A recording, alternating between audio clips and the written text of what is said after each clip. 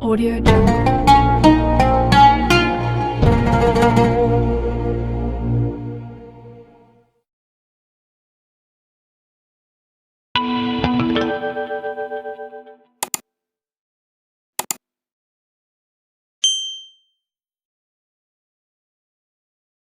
Assalamualaikum ya akhi ya ukhti.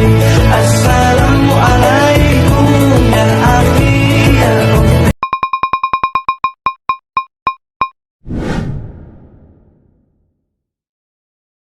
Sedekah ya sedekah, biar hartamu berkah. Allah Maha Pemurah, pasti akan ditambah.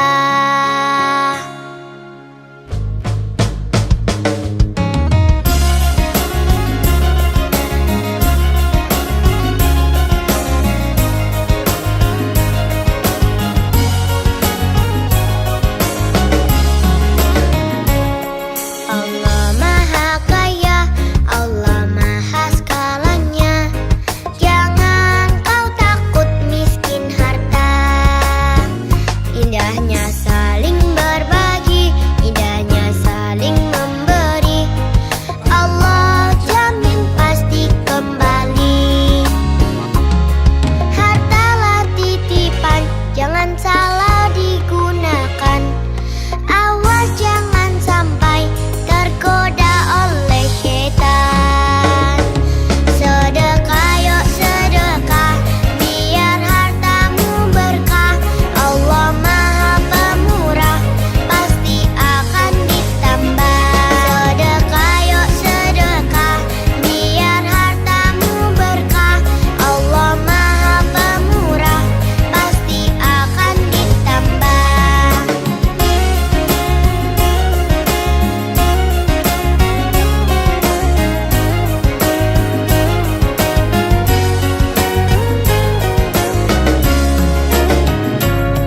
Hartalah titipan, jangan salah digunakan.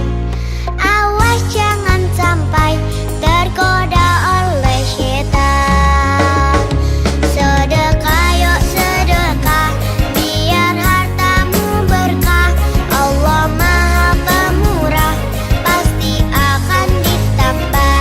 Sedekah yuk sedekah, biar hartamu berkah. Allah Maha Pemurah, pasti akan ditambah. Sedekah yuk sedekah, biar hartamu berkah. Allah Maha Pemurah, pasti akan ditambah. Sedekah yuk sedekah, biar hartamu berkah. Allah Maha Pemurah, pasti akan ditambah.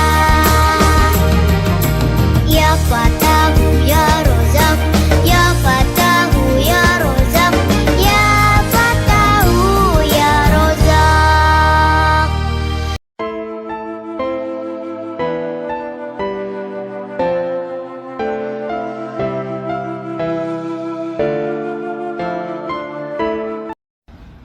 Allahu Akbar, Allahu Akbar. Ashhadu an la ilaha illallah. Ashhadu anna Muhammadan Rasulullah. Hayya 'alas salati, hayya 'alal falah. قد قامت الصلاة قد قامت الصلاة. الله أكبر الله أكبر. لا إله إلا الله. Ayo sholat, lelaki muslim pasti sholat Jumat. Ayo sholat, lelaki muslim pasti sholat Jumat. Sohibul Hajat, Jumat Berkah, 25 Oktober tahun 2024.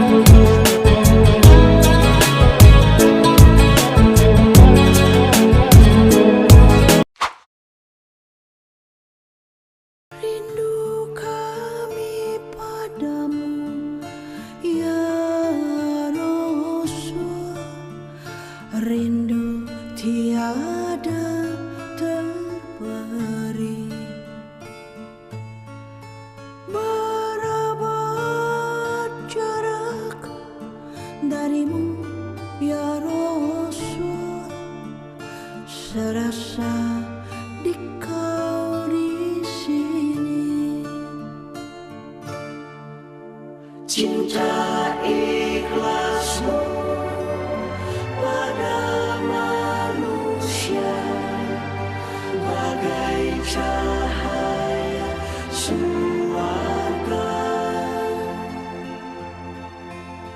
Dapatkah kami membalas cintamu secara bersahaja?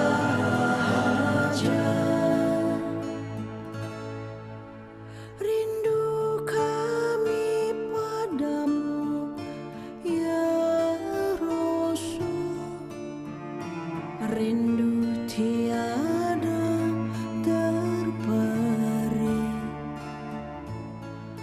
Berapa jarak darimu ya Rasul, serasa di kau di sini.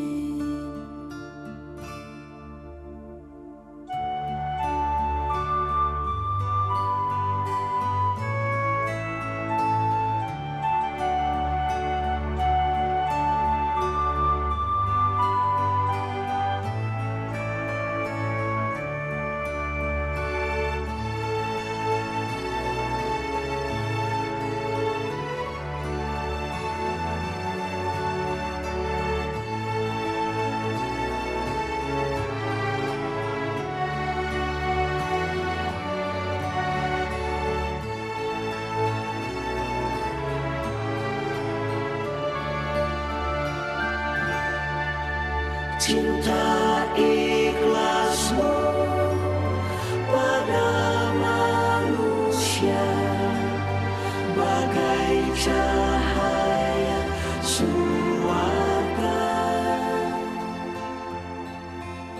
Dapatkah kami membalas cintamu secara bersahaja?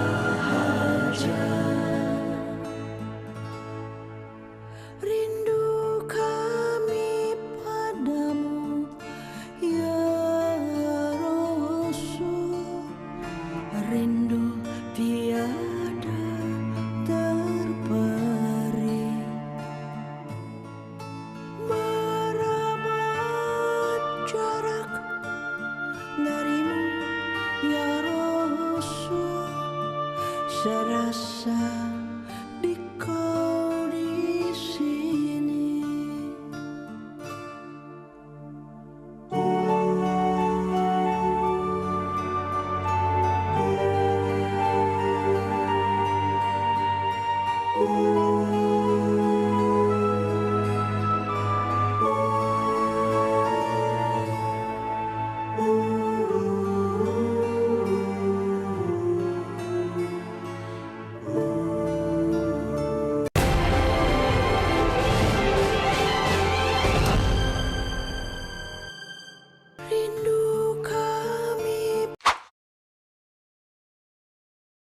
Video pembelajaran.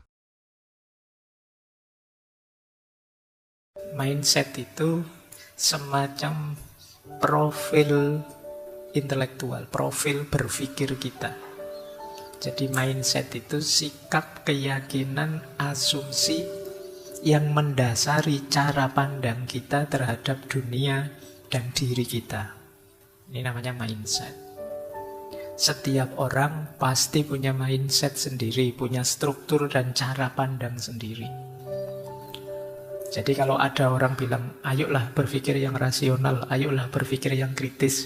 Sebenarnya sebelum itu ada asumsi-asumsi, ada pola-pola dasar. Yang ini nanti menjadi profil kita dalam memahami dan memutuskan sesuatu. Sama-sama mikirnya, kesimpulannya bisa beda. Kenapa? Mindsetnya berbeda. Jadi jangan dikira orang yang beda dengan kalian itu kalian merasa, saya sudah berpikir Bapak, berarti mereka yang tidak mikir. Tidak, mereka mungkin saja sama-sama berpikir. Hanya saja mindsetnya berbeda. Apa ada manusia yang tidak berpikir? Kita kan sering ngeritik orang yang berbeda dengan kita itu sebagai, oh bodoh banget, ndak mikir. Kok yo kayak saya ini mikir. Lu mereka juga mikir, cuma mungkin mindsetnya beda, cara pandangnya beda. Mungkin teman-teman ingat dulu kita pernah belajar seorang filosof Yunani namanya Heraklitos. Beliau punya kalimat menarik. Ethos anthropoi daimon. Ethos itu karakter, antropoi manusia. Karakter manusia itu mengikuti daimonnya. Daimon ini semacam mindsetnya. Kemudian beliau mengilustrasikan kalau mindsetnya, sederhananya begitu ya kalimat selanjutnya. Kalau mindsetnya seperti lalat, ya sampah akan lebih menarik daripada emas. Jadi kalau cara berpikirmu seperti lalat, ya kamu lihat sampah lebih tergiur daripada lihat emas. Kalau cara berpikirmu di redaksi selanjutnya seperti babi, lumpur akan lebih menarik daripada air bersih. Jadi ini yang disebut mindset. Jadi kadang-kadang orang itu ya sama-sama mikir, cuma dengan mindset yang berbeda kesimpulannya bisa berbeda. Orang yang tipe lalat tadi kamu kasih sampah seneng, dikasih emas moh. Nah misalnya ada yang tipe anak kecil misalnya, dikasih uang banyak tidak mau. Maunya uang yang gambarnya menarik misalnya. Ini sama kayak kalian waktu besar ini, itu yang disebut mindset. Coba kalian tipe apa sih? Di tipemu itu nanti akan kelihatan caramu memahami hidup, caramu memahami dunia ini. Itu Heraklitos untuk memudahkan kita memahami apa itu mindset. Coba kalian cek ya. Yang paling menarik dalam hidupmu apa? Ketika kalian melihat sesuatu, pertama-tama yang muncul di kepalamu apa? Itu biasanya berhubungan dengan mindset. Coba kalian cek. Kalian seneng ngaji filsafat ini, coba apanya? Ramenya, materinya, saya yang membawakan, atau wah ini banyak lawan jenis yang ikut hadir juga, atau itu biasanya berhubungan dengan mindsetmu. Kalau urusan reasoningnya kalian bisa bikin belakangan, tapi mindsetmu yang duluan membunyikan. Kalau tadi fokusmu ke lawan jenis, begitu nyampe sini, wah perempuannya sedikit sekarang, bisa begitu kesimpulanmu. Yang kamu lihat itunya. Atau kalau mindsetmu rame dan tidak rame, begitu ke sini, kok sedikit sekarang, tidak terlalu rame, terus kamu tidak tertarik lagi. Itu mindset. Ya nanti argumen bisa kamu bikin di belakang. Baik. Jadi semoga sudah tergambar ya yang dimaksud mindset itu apa. Jadi struktur pikiran kita. Mindset mempengaruhi cara kita memandang, cara kita menghadapi tantangan, membuat keputusan, bereaksi terhadap keberhasilan atau kegagalan. Kalau gagal seperti apa, kalau sukses seperti apa, itu ya tergantung mindsetnya. Ada orang yang gagal sedikit saja merasa hidupnya hancur. Ada orang yang gagal bolak-balik masih bisa bangkit lagi. Itu mindset. Jadi maka hidupmu sebenarnya banyak tergantung di mindset ini. Berhubungan dengan pertumbuhan kita, ketahanan kita, cara kita melihat sesuatu.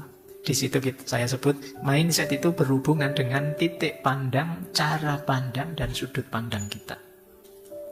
Titik pandang itu misalnya HP ini, saya lihat apanya.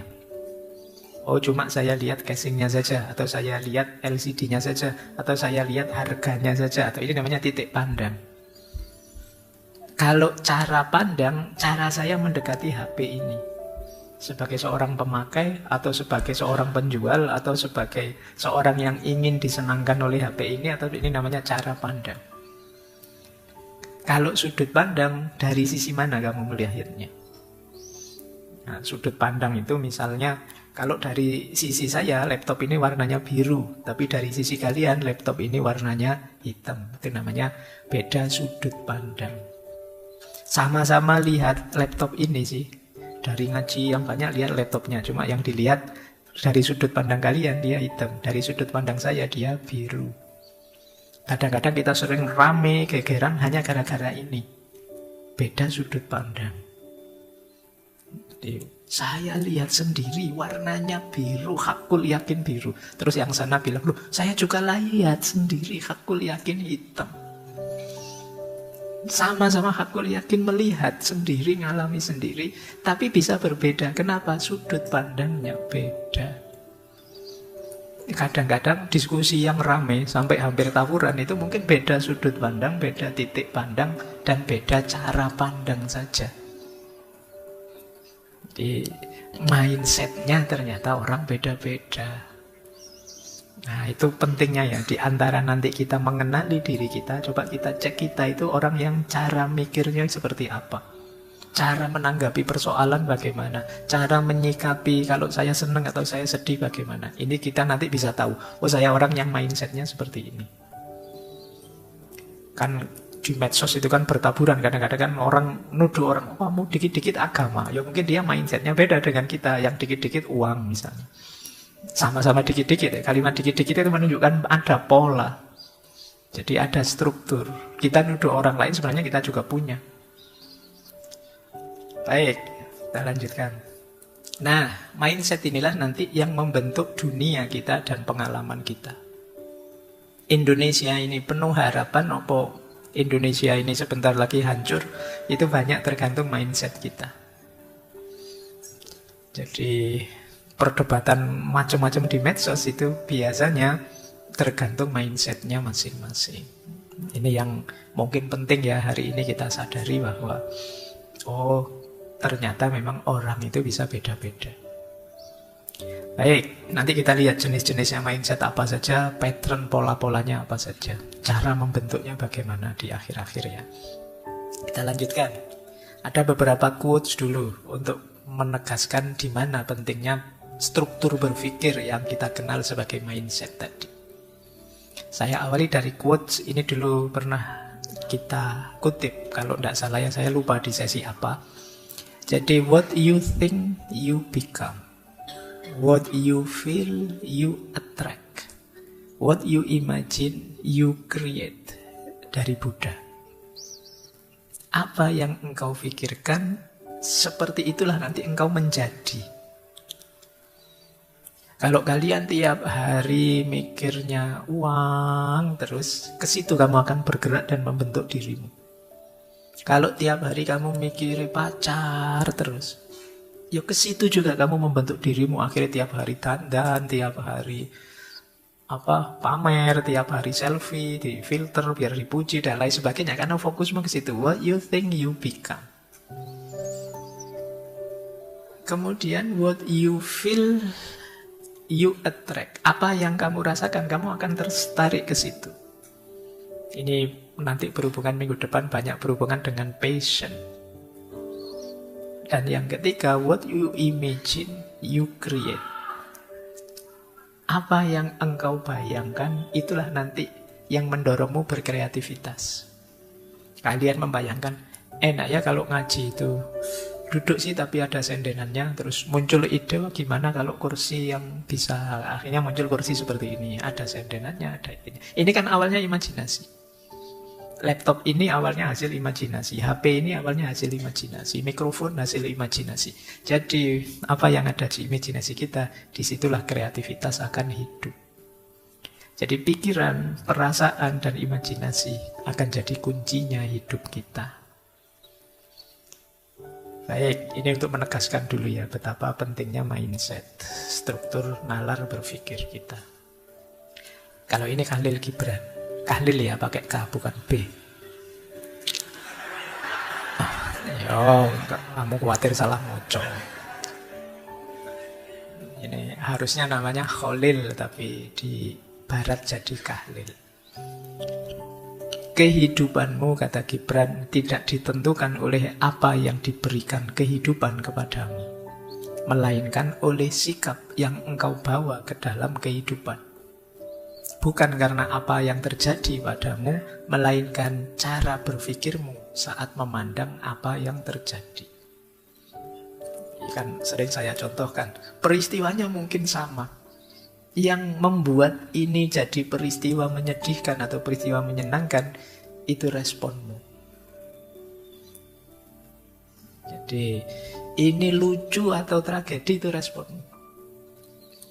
Kamu minum gelasnya ketendang terus jatuh. Bagi kamu yang gelasnya jatuh itu tragedi. Bagi temanmu itu lucu, maka mereka tertawa.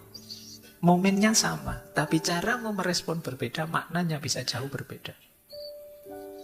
Yang datang ke sini refreshing pasti mendapatkan hal yang berbeda dengan yang datang ke sini inginnya belajar. Atau yang datang ke sini karena setia kawan saja, tidak enak diajak teman. Itu kan dapatnya beda-beda. Yang setia kawan nanti dapatnya tambah akrab dengan temannya.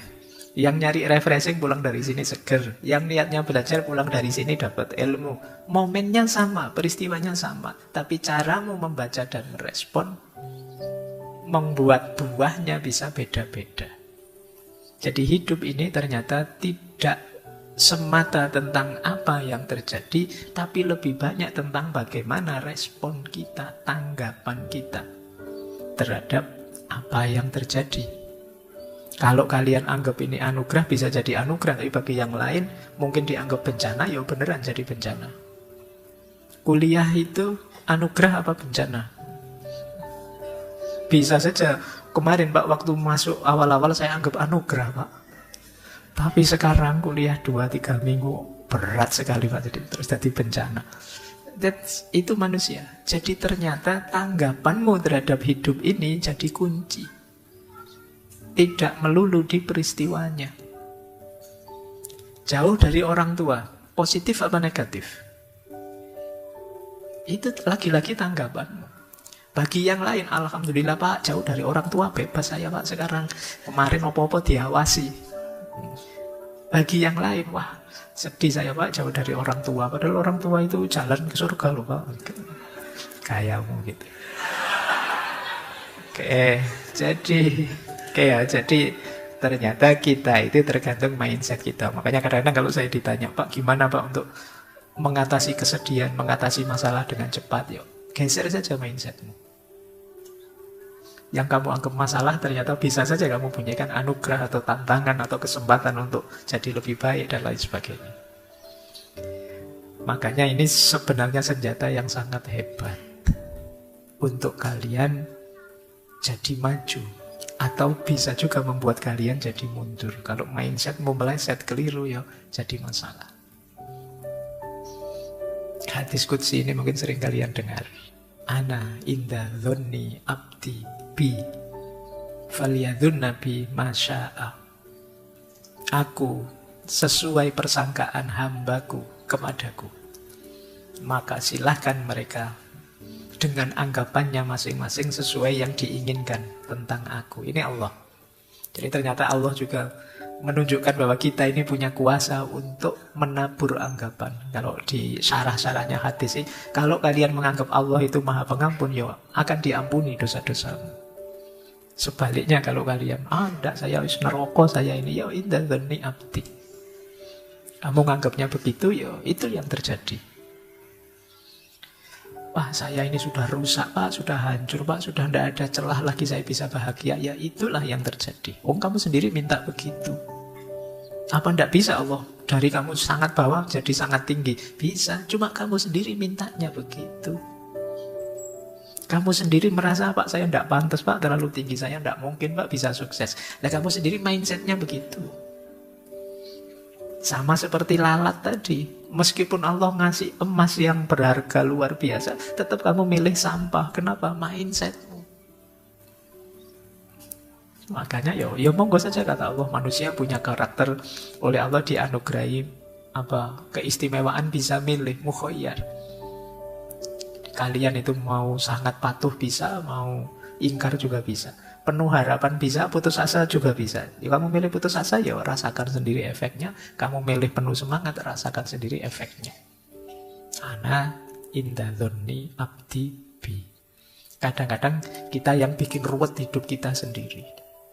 Kita menafsirkan Allah secara sangat susah dan kita kesusahan sendiri.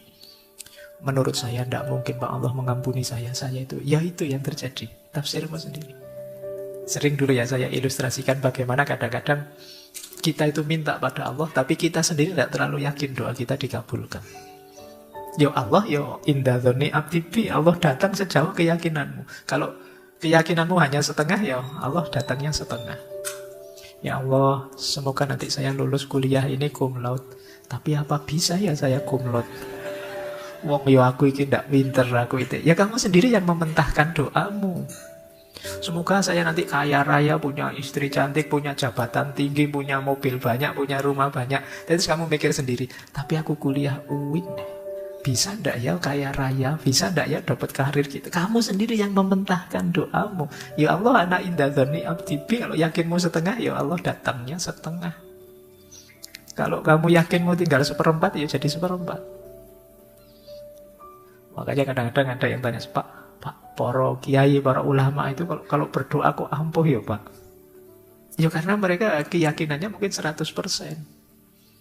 Kadang-kadang doa simpel-simpel saja ya. Zaman dulu bahkan para wali songo itu ya kadang pakai bahasa Jawa, ada harus pakai bahasa Arab. Dan dikabulkan oleh Allah. Kenapa? Kemantapan hatinya. Kita yang lebih sering ragu. Wong kita dibilang, nanti 2045 Indonesia emas. Alah Pak, emas gimana? Wong situasi kita kayak gini, dari mana jalannya jadi emas? Ya sudah, kamu sendiri mindsetnya begitu, ya tidak akan nyampe sana sudah. Kalau kamu pesimis, ya tidak akan sampai ke sana. Wong pelakunya kalian kok. Dan kalian tidak percaya diri, ya tidak akan nyampe. Nah, itu yang dimaksud ya. Ana inda dzanni abdi bi. Ternyata ini mindset, cara berpikir kita. Video pembelajaran.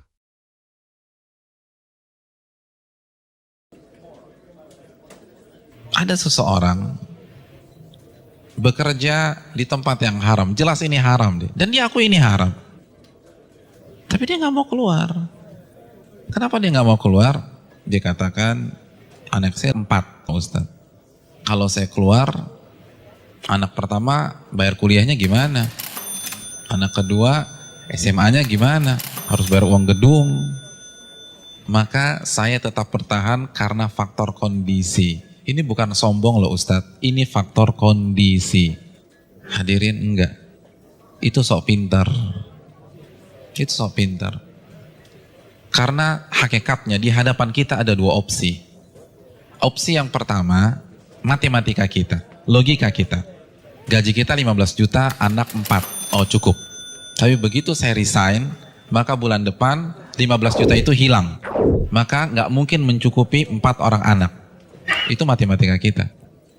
Tapi itu bukan satu-satunya opsi. Opsi yang kedua, Allah berfirman dalam surat At-Talaq ayat 2. Barang siapa yang bertakwa kepada Allah, maka Allah akan berikan solusi. Dan Allah akan berikan rizki dari arah yang tidak ia duga-duga. Namun karena kita merasa paling pintar, kita pilih opsi yang pertama karena kita lebih yakin dengan matematika kita daripada janji Allah Subhanahu wa taala. Bukankah itu sok pintar di hadapan Allah dan merasa cerdas di hadapan Allah Subhanahu wa taala? Inti dari semua kedurhakaan itu merasa pintar, bukan kondisi. Merasa diri besar, merasa diri kuat menahan azab Allah pada hari kiamat. Rekan-rekan yang dirahmati oleh Allah Subhanahu wa taala, ini masalah dari dulu. Karena iblis itu menggunakan teori ini. Kenapa iblis divonis kafir? Kenapa iblis divonis kekal di neraka? Karena ketika dia disuruh sujud, dia katakan apa? Enggak, ana khairun minhu, aku lebih baik daripada Adam. Engkau ciptakan aku dari api dan engkau ciptakan dia dari tanah. Saya ingin tanya, yang diserang dengan statement ini itu siapa rekan-rekan sekalian? Yang dibodoh-bodohi itu siapa? Allah, bukan Adam. Apa maksudnya? Ulama mengatakan maksudnya, ya Allah, engkau perintahkan aku sujud kepada Adam. Sedangkan dia dari tanah dan aku dari api. Ini perintah yang tidak masuk akal. Gitulah. Ini perintah yang bodoh. Kalau bahasa Arab, ini nggak worth it banget nih Allah gitu loh. Makanya kan Allah langsung habisi dia. Aba wastakbara wa kana minal kafirin. Ini bukan hanya semata-mata sujud hadirin. Ini lebih besar dari itu. Nah begitu juga dengan orang yang banyak maksiat sekarang. Ya nggak mungkin lah ada orang mengatakan ngaku muslim gue lebih pintar dari Allah. Enggak lah. Tapi dengan cara dia membantah ayat Allah, menolak hadis Nabi, itu kan rasa pintar. Merasa pintar. Akhirnya dibantah, dijawab. Hadirin, simpel aja, saya kasih 2 contoh dalam masalah ini. Asy-Syu'ara ayat 61 ini jelas. Ketika Allah perintahkan Nabi Musa untuk lari, untuk keluar dari Mesir. Lalu apa yang terjadi? Dan ketika kedua kelompok itu sudah saling melihat, Fir'aun sudah melihat Nabi Musa di hadapannya, dan Musa kalau menoleh sudah melihat Fir'aun. Innal mudrakun. Maka sebagian pengikut Nabi Musa itu mengatakan, kita akan tertangkap. Kita akan tertangkap. Kenapa? Depan laut merah, belakang Fir'aun. Logika main, ketangkep. Matematika main, ketangkep. Lalu apa kata Nabi Musa? Qala kalla, bukan begitu. Inna ma'iya rabbi sayahdin. Sesungguhnya Allah bersamaku dan Allah akan memberikan petunjuk. Maka setelah Nabi Musa berbicara demikian, baru Allah wahyukan anidrib bi'asakal bahra fanfalaqa. Pukulkanlah tongkatmu ke permukaan laut, maka laut pun akan terbelah. Ada 2 sikap yang kontradiksi. Yang satu begitu melihat kondisi real di lapangan langsung menggunakan akalnya. Kita ketangkep nih. Tapi Nabi Musa enggak. Beliau merasa bodoh di hadapan Allah. Maka beliau tidak menggunakan pemikirannya, tidak menggunakan logikanya, tidak menggunakan matematikanya. Nabi Musa lebih percaya dengan janji Allah, in tansurullah yansurkum. Jika kalian menolong agama Allah, Allah akan tolong kalian. Orang nggak akan bisa seperti ini kalau dia nggak merasa bodoh di hadapan Allah. Hadirin, saya ingin bertanya, pengikut Nabi Musa itu siapa sih? Bani Israel. Bani Israel itu bodoh atau pintar? Pintar. Dan Nabi Musa adalah anak bangsa Bani Israel yang tercerdas pada saat itu. Yang satu merasa bodoh, yang satu merasa pintar. Dan yang benar adalah yang merasa bodoh di hadapan Allah. Ternyata seluruh analisa, prediksi yang diucapkan oleh seluruh orang-orang yang mengatakan kita akan ketangkap salah semua. Bukankah itu pelajaran bagi kita? Bukan berarti kita nggak boleh menggunakan akal sehat, enggak. Tapi kalau sudah berhadapan dengan perintah yang jelas, larangan yang jelas, merasa bodohlah di hadapan Allah. Jangan kritik, nggak mungkin Ustadz, ini nggak make sense nih Ustadz, ini nggak dapat hitung-hitungannya. Tuh Anda baru lagi merasa pintar. Emangnya Allah nggak bisa mengkayakan Anda dari jalan-jalan yang Anda nggak duga? Contoh yang terakhir, jelas-jelas surat As-Saffat ayat 102. Perintah jelas, Allah perintahkan Nabi Ibrahim untuk menyembelih putranya. Lalu Nabi Ibrahim lakukan hal tersebut. Kita sudah bahas. Hadirin yang dirahmati oleh Allah Subhanahu wa taala. Nabi Ibrahim kenapa tetap menyembelih putranya? Karena merasa diri bodoh di hadapan Allah. Karena kalau pakai matematika dan logika, itu jelas sudah nggak boleh disembelih. Wong orang terbaik kok. Beliau akan komplain, kalau beliau merasa pintar saja, beliau akan komplain, kenapa anak saya disembelih? Saya kan manusia terbaik di sini. Harusnya kan anak saya sekolah di sekolah internasional, ya Allah, kenapa justru disembelih? Kan begitu logikanya. Tapi tidak. Beliau merasa diri bodoh sehingga lebih percaya terhadap perintah Allah daripada logikanya sendiri. Ada yang berani meragukan kecerdasan Ibrahim? Saya ingin tanya, etnis dan ras tercerdas di dunia itu siapa? Bani Israel. Bani Israel itu keturunan siapa? Nabi Ibrahim dari Ishak. Jadi ini bapaknya kecerdasan. Tapi ketika berhadapan dengan perintah yang tegas, larangan yang tegas, udah sami'na wa ta'na. Lalu kita yang nggak cerdas-cerdas begini, berani debat Allah, berani mengatakan ini nggak benar, ini keliru, hitungan saya nggak dapat. Kalau begitu kita makan apa? Allahu Akbar. Janganlah kalian mati kecuali kalian menjadi seorang muslim, pribadi yang menyerah kepada Allah. Kita yang mengkrit hari terakhir hidup kita. Dari sekarang, hadirin sekalian, dari sekarang menyerahlah kepada Allah.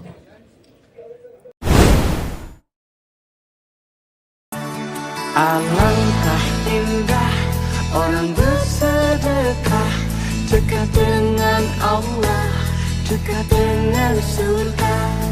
Takkan berkurang harta yang sedekah, akan bertambah, akan bertambah. Allah Maha Kaya yang Maha Pemurah, yang akan mengganti dan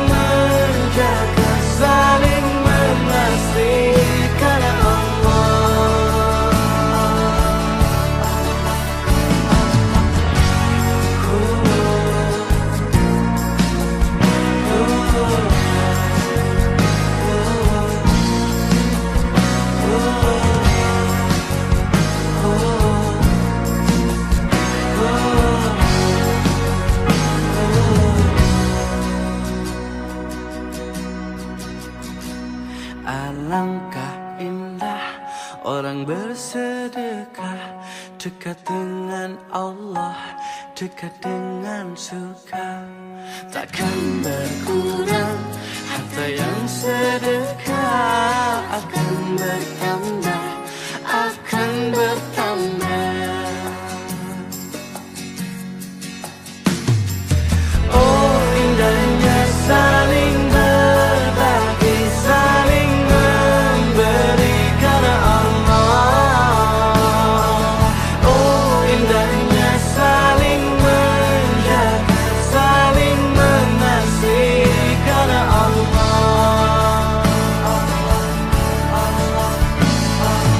Allah Maha Kaya yang Maha Pemurah, yang akan mengganti dan membalasnya.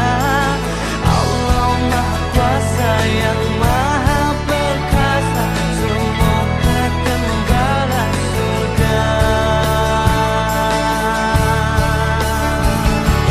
Oh indahnya saling berbagi, saling memberi karena Allah. Oh indahnya saling menjaga, saling mengasihi karena Allah. Oh indahnya saling berbagi, saling memberi karena Allah. Oh indahnya saling menjaga, saling mengasihi karena Allah.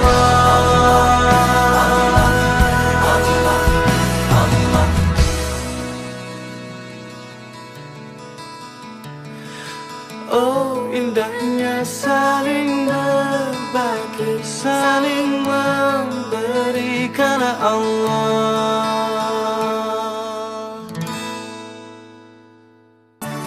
Alangkah indah orang كل هذه الأرض ما تكفي مساحة لو نعيش بلا سماها وانت عايزنا بحب لو تديك الأرض نسكن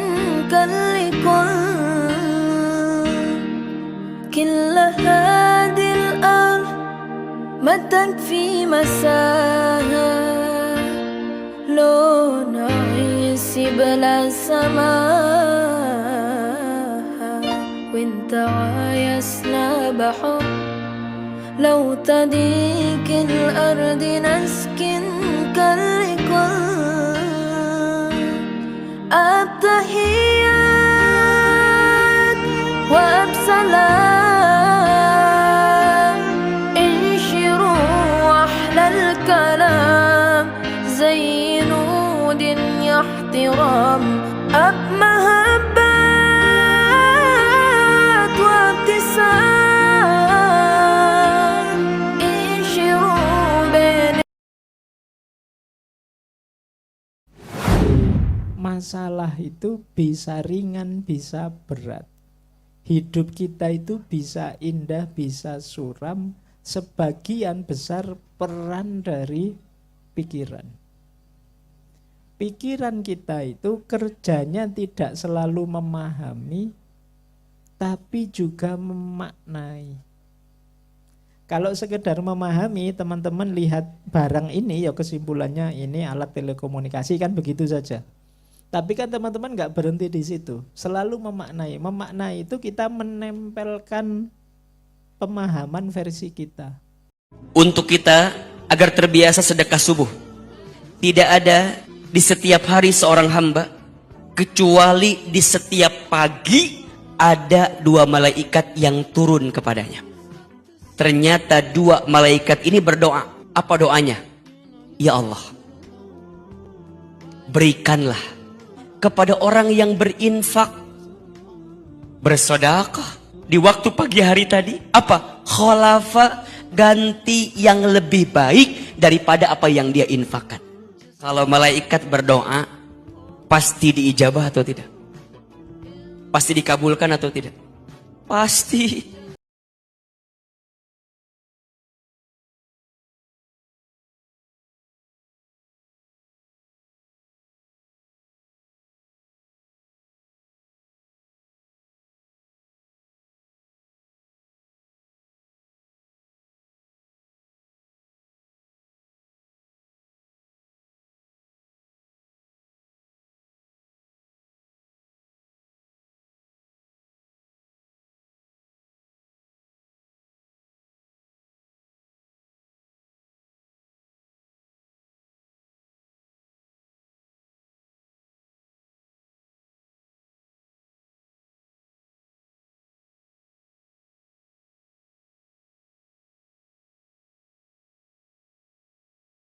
Dalam hidup ini kadang-kadang kita terlalu over, terlalu menilai tinggi sesuatu, seolah-olah yang lain tidak ada harganya sama sekali. Seolah-olah segala yang tidak itu tidak berharga. Padahal kalau dibandingkan, kalau kita pikir-pikir dibandingkan beberapa sisi sudut hidup kita yang lain, mungkin yang kita anggap sangat berharga itu ternyata tidak ada harganya apa-apa.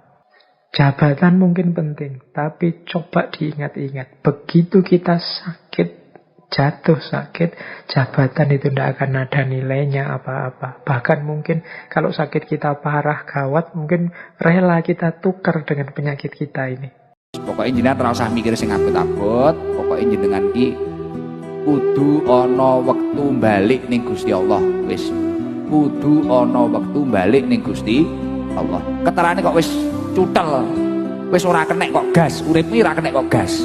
Kok tata piye kok arahne piye ora kenek. Balik ning Gusti Allah. Balik ning Gusti Allah. Kudu uduk wilayah awake dhewe. Ngoten lho nggih. Nguber cewek wis ora kenek, digas kaya apa ora kenek.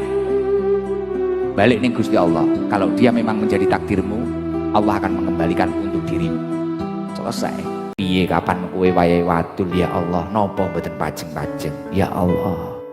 Napa kok jenengan iku ngandhap nih ujian seberat niki ya Allah. Kula namung gadah panjenengan.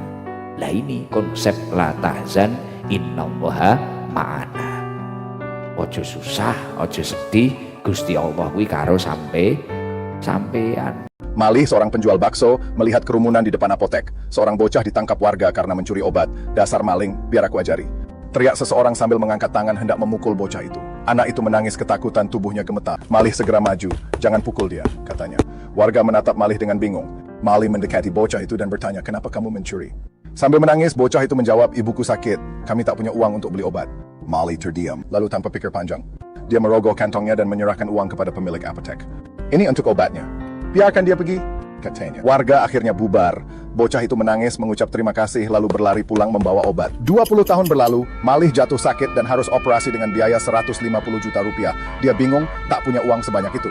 Namun ketika sampai di rumah sakit, seorang suster memberitahunya, Pak Malih, biaya operasi Anda sudah dilunasi. Malih terkejut. Siapa yang membayar, tanyanya. Suster tersenyum, dokter yang akan mengoperasi Anda. Dia bilang Anda pernah menyelamatkan hidupnya. Ternyata dokter itu adalah bocah yang dulu ditolong Malih, kebaikan yang pernah ia berikan. Kini kembali padanya dengan cara yang tak pernah ia duga. Di restoran mewah, Pak Arif menyamar sebagai pengemis untuk menguji sikap karyawannya. Setiap hari ia meminta makanan, namun sebagian besar karyawan mengusirnya dengan kasar, merasa dirinya tak layak dilayani.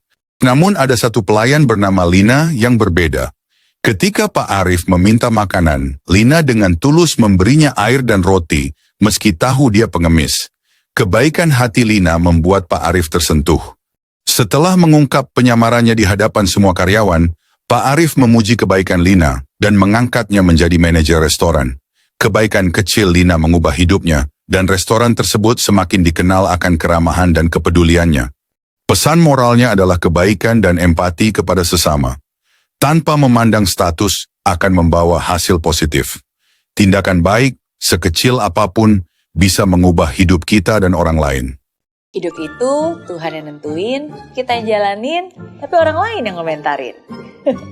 Ya, mungkin memang seperti itulah hidup. Tapi udah tahu gitu, ngapain juga komentarnya masih dipikirin? Jangan pedulikan apa yang orang lain pikirkan tentang kamu. Akan selalu ada orang-orang yang memang ingin melihat kamu gagal, karena mereka sendiri tidak bisa berhasil. Memang masukan dan kritikan itu baik, tapi kadang kamu harus bijak, bisa membedakan yang mana kritikan, yang mana hujatan. Sahabat yang baik, dia bisa menasehati tanpa bikin sakit hati. Sahabat yang baik, dia bisa memberikan masukan tanpa harus mengeluarkan kata-kata menyakitkan. Dia bisa membuatmu lebih baik lagi tanpa menjatuhkan harga diri.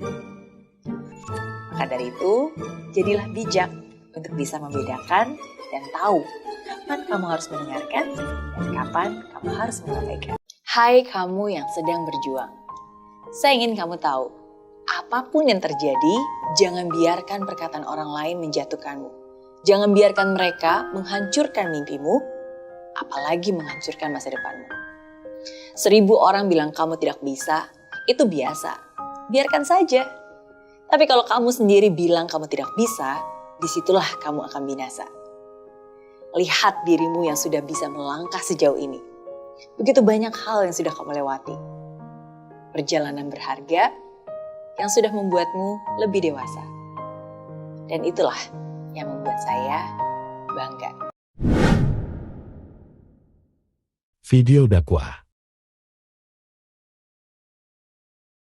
Dunia aku bakal entek, mbok toto kaya apa bakal entek. Lah apa mbok pikir Mas? Lah hati ku coba gobloke. Wong sing usul ning Allah ngerti nek dunia aku bakal entek. Mbok toto kaya apa awakmu bakal mati, barang bakal entek kok mbok toto mau ben kepengin awet. Mbok niati awet ya tetep entek. Sing abadi ku amal lillah, ma indakum yang fadu wa ma indallahi. Sing wajib kok toto ya sujud temiku mergo ku awet mbok sangu nganti mati. Pak menoto omah noto apa ora penting-penting mbok toto. Sistem moneter mbok toto ngono iku ben ditoto wong-wong. Karo dhewe ki noto ya ora mesti iso. Ora menteri keuangan kok amen ngomong, kok karya apa? Workshop mulan kula jarang diundang seminar. Ulama diundang seminar kula bener. Gus niki keren ya sujud kok anak-anak.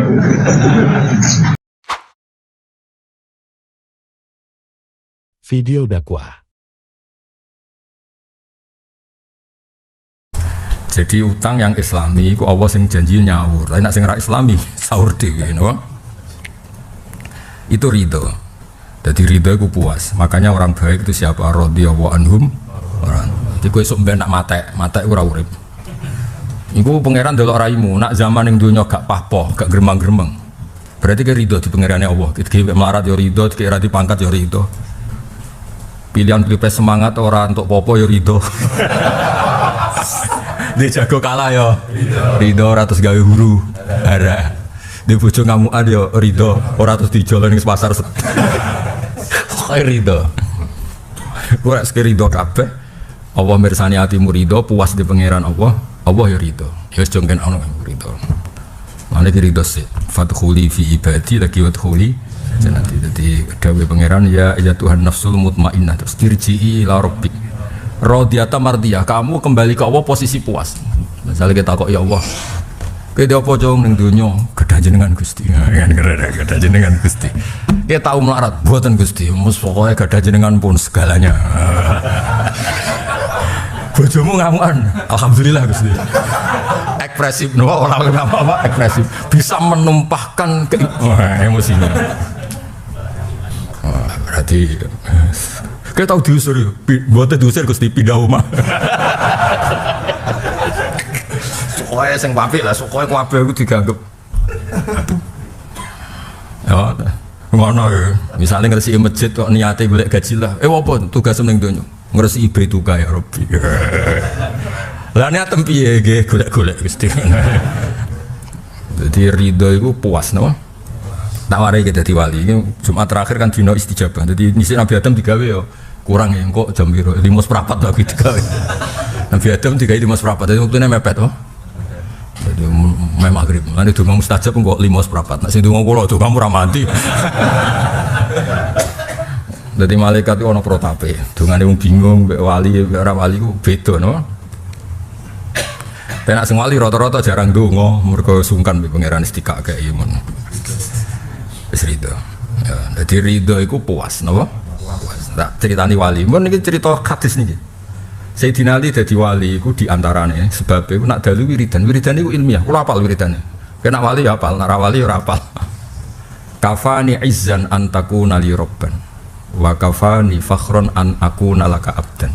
Baleni. Ayo kok kapan? Maklar guys. Dan setengahnya ngomong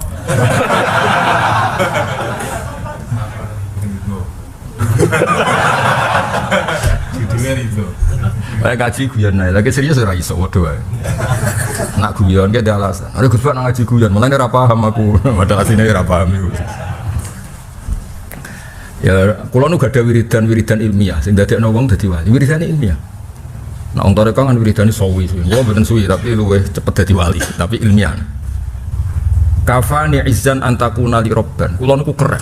Kafa nyukupi, maksudnya saya ini keren, sekeren-kerennya. Izan saya sangat-sangat terhormat. Karena yang jadi Tuhan tuh engkau. Betapa nyesalnya saya misalnya yang Tuhan itu Fir'aun, misalnya di pangeran terus dimumi ya repot, atau di pangeran manusia, kenapa? Ya lucu tuh, misalnya kita didolani manusia sing dadi pangeran, cowok ngaku lemes bar loro, di pangeran bar loro barang ya repot kan. Ya pijetin kan. Ana normal masih hum nuryama illa rasul qad khalas min qablihi rusul wa ummuhu siddiqah. Dewe pangeran kana yakulani to'am. Ya jare di pangeran tuh cung tulung cung keimangan aku lesu. Ya repot pangeran kok. Lesu. Pangeran aja ono kredit barang kan ya repot. Tapi kita di pangeran sing ora ngono kabeh lahul asmaul husna. Walillahil masalul a'la. Nani kafani izzan antakuna li robban. Cek bejane Gusti kula. Di pangeran jenengan ya ora kapundhut, ora bakal rusak. Betapa hinanya kita duwe zat sing kita sembah ternyata enggak mutu. Kan yo tersiksa kita, no? Terus wa kafani fakhron an akuna laka abdan. Nggih kula nggih bejo kok kawulane jenengan. Misale kula kawulane manusa kaya apa inane? Padha calon matine, padha calon kerene. Diperbudak. Misalnya kayak gua kamaco ngene dikongkon wong setruk mau perkara kalah ora di dhuwit ngono. Gara-gara kere kowe maco ngene kalah mbek wong sing wis ra iso mlaku ning kursi roda. Wis ngono. Mana sing seneng to dadi kawulan kowe lho kondang ben ngopi-ngopi ben ngalor gitu. Gak dimajikan. Ora wani mulai gak apa-apa.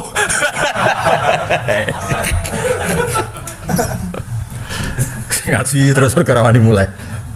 Kayak ngaji Jumat ini laris kan agak orang mulai ngaji. Geleng-geleng kafani izzan antakuna li robban wa kafani fakhron an akuna laka abdan. Ini wiridane Sayyidina. Jadi sebetulnya banyak orang tuh jadi wali. Itu bukan karena wiridan-wiridan sing dibayangno tiyang toreko atau tiyang tasawuf atau tiyang sing soleh niku ndak seperti itu, ndak semuanya seperti itu. Ada wiridan-wiridan yang bentuknya itu ilmiah, no? Wiridan-wiridan yang bentuknya ilmiah. Aku itu pangeran sehingga langit bumi sing kada wa kada. Ya aku itu pangeran sehingga langit bumi sing menciptakan langit sehingga udan sak terusé. Amman khalaqas samawati wal arda terus wa anzalakum minas samai ma terus fa ambasna bi hadaiqa terus maka nalakum antum bitu sajarwa. Wes sehingga langit bumi ku aku kabeh wa. Terus Allah takok a ilahu ma Allah. Lalu dengan reputasi saya seperti ini, apa kemudian kamu masih berkeyakinan ada Tuhan selain saya? Kata Allah ilahum.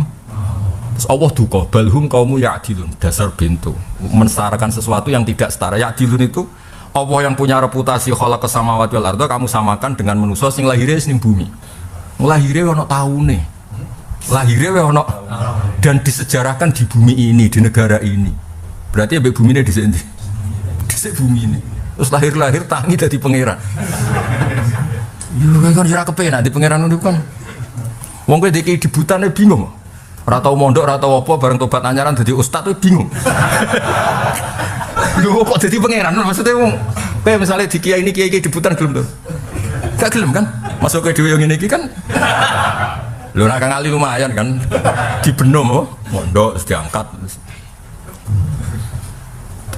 Ketika Allah Ta'ala ini cerita wali ilmu. Sini kita baru Sunan Kudus juga gelari wali ilmu. Jadi putune ya mbok. Ya ana sing jelas ana sing ora jelas. Wong akeh no. Iku ketika ngendikan ilmu, tad'unani li akfura billah wa usyrika bih. Ma laysa li bihi ilmu. Niku termasuk ayat sing kula figura teng omah kula. Teng kamar kula wonten figura itu. Allah Ta'ala kalau menafikan suatu yang mungkar, yang enggak benar itu mengistilahkan mali salibi ilmun. Masa kamu mengajak saya tad'unani li akfura billah untuk mengingkari Allah wa usyrika bih dan kamu mengajak saya untuk beranggapan bahwa selain Allah itu ada kekuatan besar selain Allah. Syirik itu nganggap ada kekuatan besar selain cara nabi-nabi mali salibi ilmu itu juga ilmiah plus mensetarakan Allah itu tidak ilmiah. Jadi sing mulai ilang kong soleh-soleh zaman akhir, soleh zaman akhir ora seneng ilmu wiridan. Wis ngono takoki iku kasihate. Amit-amit tenan. Maca iki pakete ngene, nek maca iki pakete ngene. Koyo tuku pulsa ya, iki nggo iki. Sematekno wong. Ora ana nabi-nabi dhisik niku ora. Nabi-nabi dhisik ku kalau ngafatkan kalimat thayyibah iku ilmiah. Mulane darani syirik ku malisali bihi ilmun. La ilaha illallah ya padha. Enggak ada kalimat yang boleh mendahului kalimat thayyibah kecuali kata ilmu. Fa'lam annahu ora ana ning Quran. Ini baca sekian ribu kali, ini baca sekian, enggak ada. Yang pertama harus fa'lam dengan ilmiah, bacalah dengan bukan jumlahnya. Tapi apa? Ilmiah. Kamu tahu la ilaha illallah itu kepastian secara ilmiah. Lho umpama ngongkon jumlah fatakarror atau fakarirha. Lah kok iso bahasa Arab lah. Ora bakas jumlah pengiran bakas ilmu fa'lam no? Saya ora waca ping 10.000 insyaallah uripem kepenak. Piye? Surat jelas mandine kesele karuan. Cara kula sampean oleh nentang mboten kualet. Yang sing dawuh pengiran mboten kula fa'lam iku. Nah, cara mengilmiahkan gimana? Jadi cara mengilmiahkan itu la ilaha itu nafiyun, menafikan semua Tuhan atau yang dianggap Tuhan. Dan mengisbatkan, menetapkan hanya satu Tuhan, yaitu Allah Subhanahu wa ta'ala.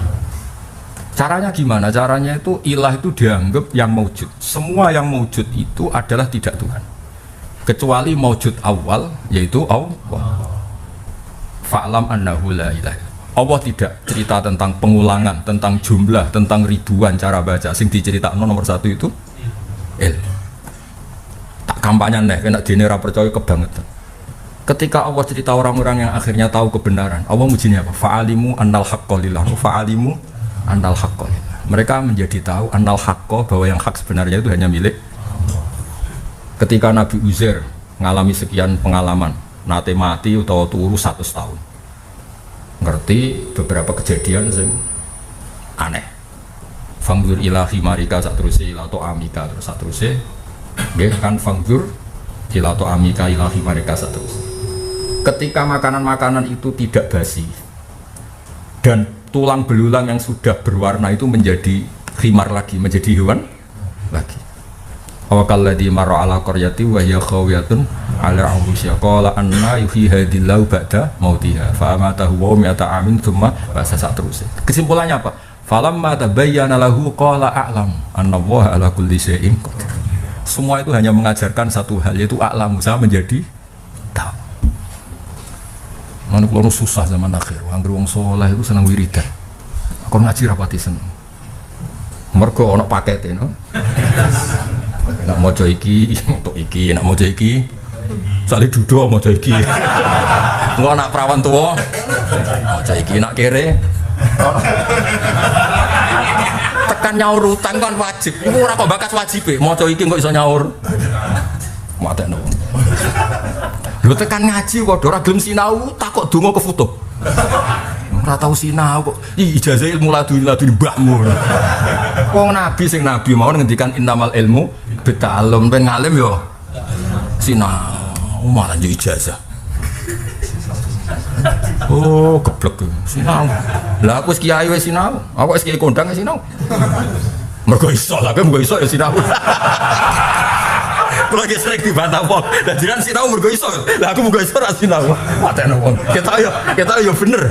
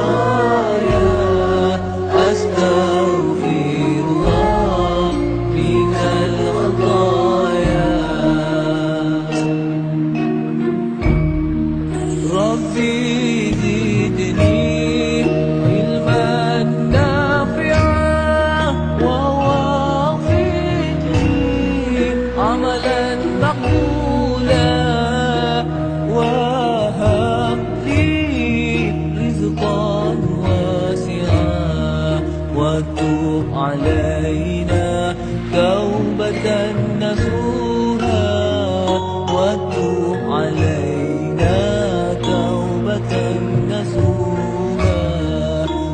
أستغفر رب البرايا أستغفر من الخطايا أستغفر رب البرايا أستغفر من الخطايا